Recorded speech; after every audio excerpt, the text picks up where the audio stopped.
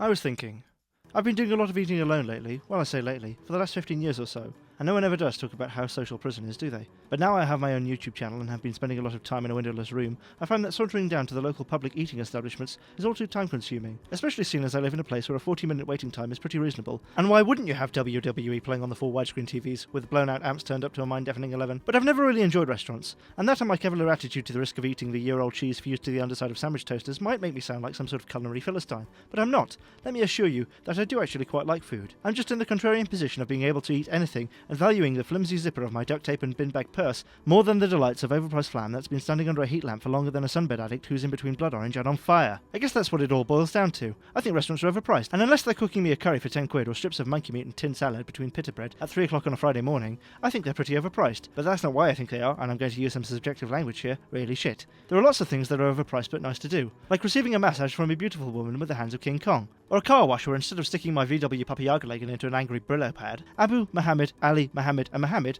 very gently caress my car with love and liquid, to the point where it's so shiny it could very well blind the crew of a low-flying aircraft. What really gets me about restaurants is their general attitude. "Say when," the waitress says as she grates parmesan onto my bolognese, her truculent eyebrows transparent with fatigue and utter contempt, widening as I remain silent and she continues to grate. "How about you just leave the parmesan?" No, you can't say that. "How about some ketchup?" "Ketchup," they say. Is there something wrong? Yes, actually, this little pudding is so bland I can feel it auditioning in my mouth to be on How I Met Your Mother. And of course, when the red sauce does come, it's Daddy's. Oh, the humanity! You know, I remember I went to this Thai restaurant once and asked the maitre d' if the dishes were curry.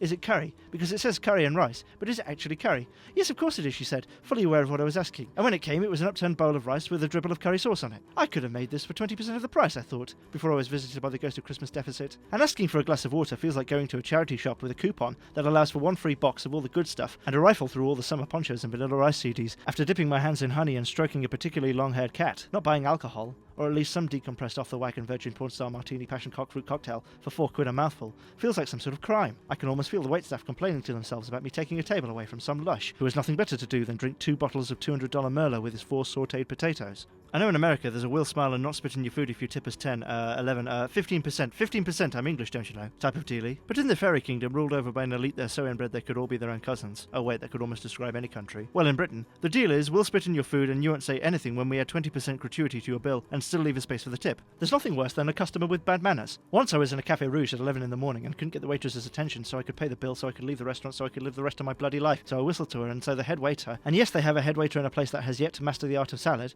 came out to me and asked me not to do that. And I didn't want to do that, I said. "You think I want to whistle at your incompetent staff? Listen here, Jimmy, they're nothing to me other than a function, and I don't want to ruin anyone's day or anything, but I do a whistling act for the Royal Variety Show, and I usually get paid 10 quid an hour on the whistling circuit. So in lieu of charging you a threatening bit for that streak of harmony, get me my fucking bill." That was very bad of me, I know, but I was having a bad day. I was in a Café Rouge, for God's sake.